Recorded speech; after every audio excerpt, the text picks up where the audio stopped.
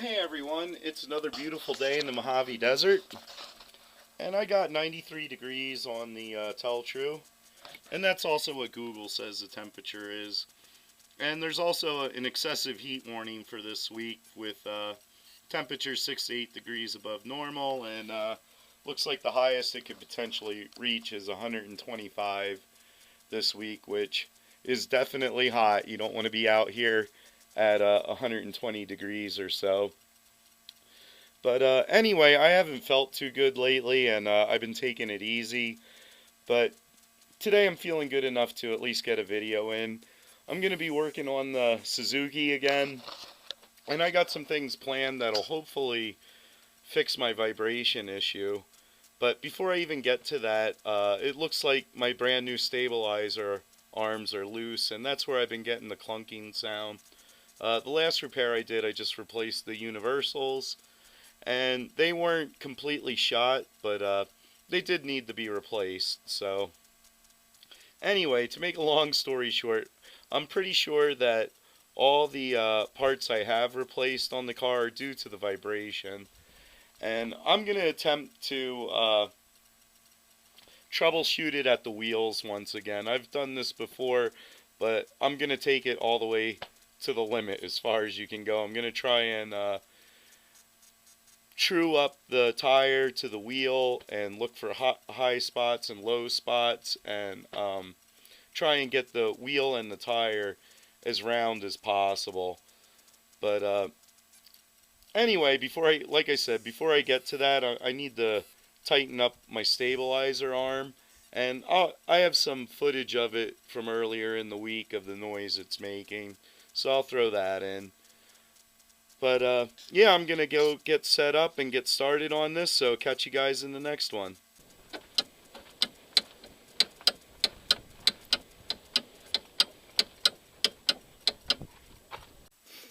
Alrighty, so I got the wheel off, and I don't know how well the camera will pick this up, but you can see a shiny spot on the bottom side of the hardware on the stabilizer link. And this is something I see other people do, but I don't really do it too often, where they get like a pry bar and they compress the suspension.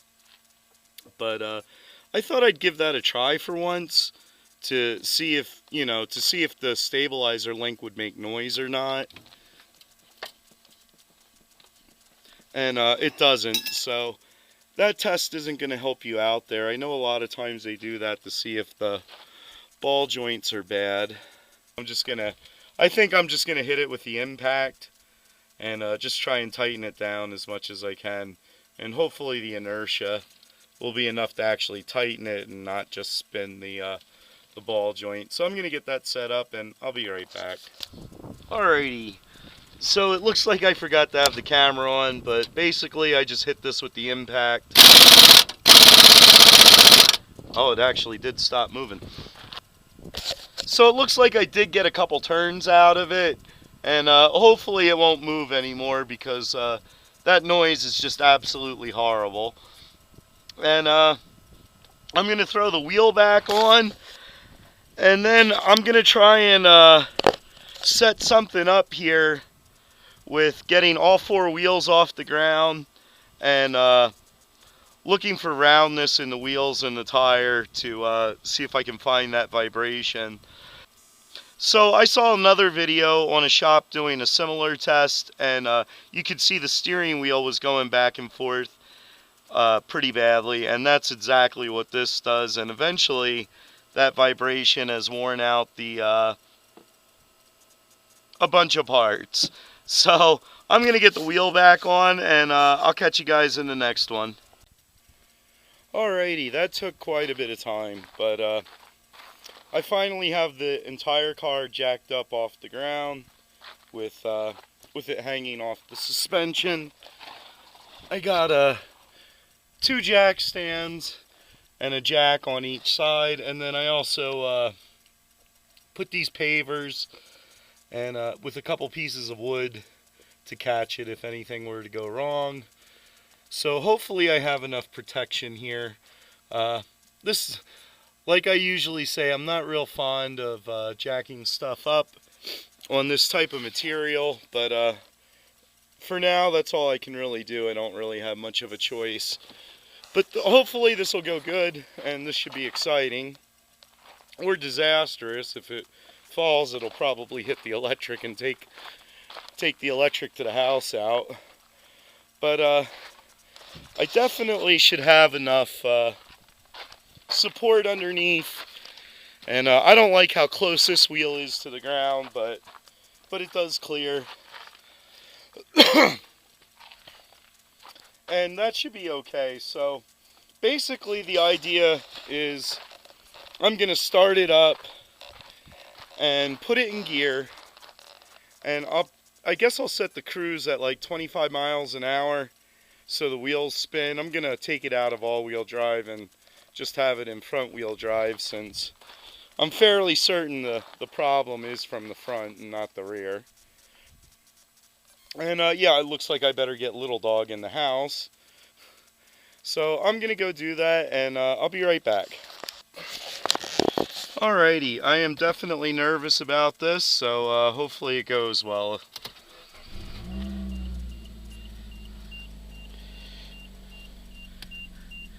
And we got it in two-wheel drive.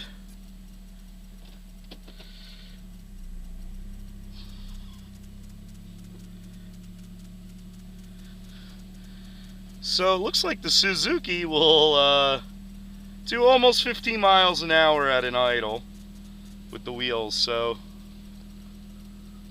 I'm going to straighten the wheel out here, and I'm just going to have a look. Look at that, the rear wheel is actually spinning, even though I have it in two-wheel drive. And that's interesting. Also, the ESP light and the ABS light is on.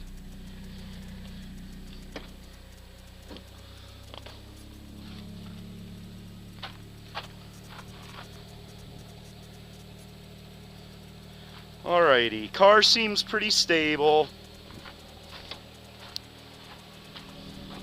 The front end is definitely stable. It's the rear end I'm a little concerned about.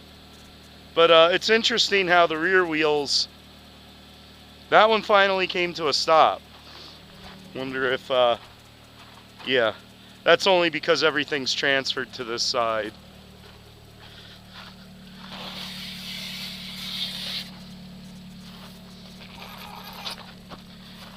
Yeah, that shouldn't be doing that. I know I have checked these rims before, and they do seem true.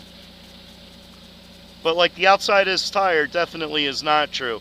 And trying to judge the rim by this side probably won't work. You would need to check trueness on the inside where the bead seats. Embarrassingly enough, this is something I've noticed before. So hopefully I can get my table saw in here somehow and take off the tread a little bit and true these tires up.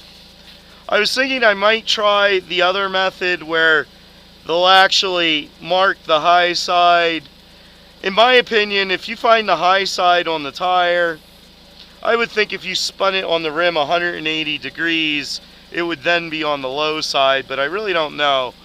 But like the thing they do now is apparently they break the bead, and again, they offset the high and the low side with the tire and the rim. So I was thinking of trying that. I actually have some airsoft BBs that should be here tomorrow. And a lot of people try to balance the wheel out that way. Those BBs will help. How can I explain this? Those BBs will naturally want to go to the edge due to the centrifugal force, and that'll help even out the forces. And supposedly it's supposed to help balance the tire. But it's pretty obvious what's been going on here. Alrighty, so now that I've taken a look at the driver's side, let's have a look at the passenger side, see how bad this is.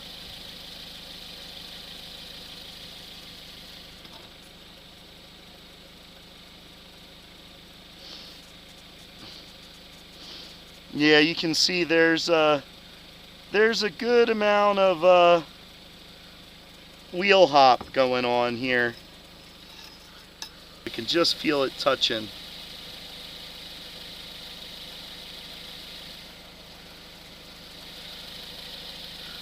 So let me get the camera off.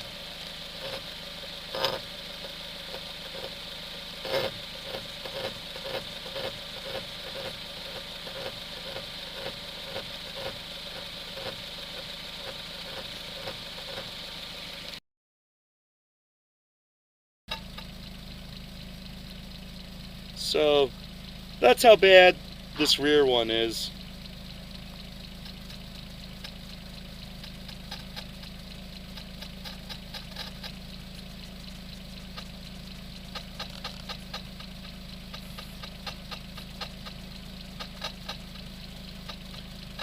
So when I hold it in the right spot, it's really hard to steady my hand here, but there's a good view of it.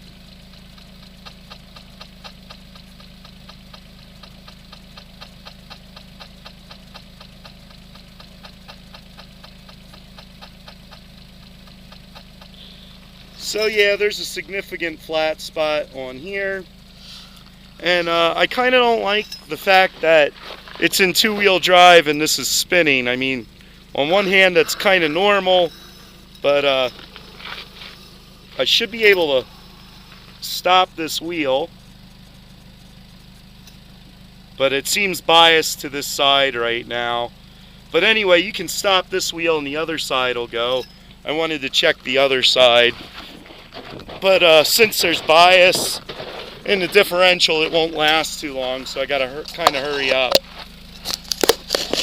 But here we go. Let's check this last rear wheel. This one isn't too bad, and this is the Goodyear.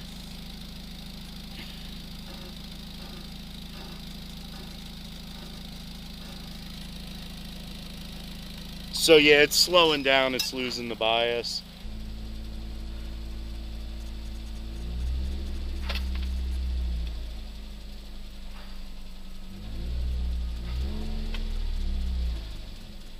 Anyway, you can feel the car vibrate, and I'm not brave enough to do it, but eventually this wheel will start vibrating. If I could get it up to like 60 or 70. There it goes. So there's your high-speed vibration. And man, does it get bad. Like, you can feel it in the whole car, not just the steering wheel.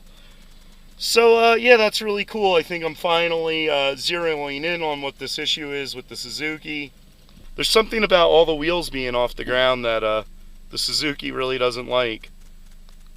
That ESP light and the ABS light is on.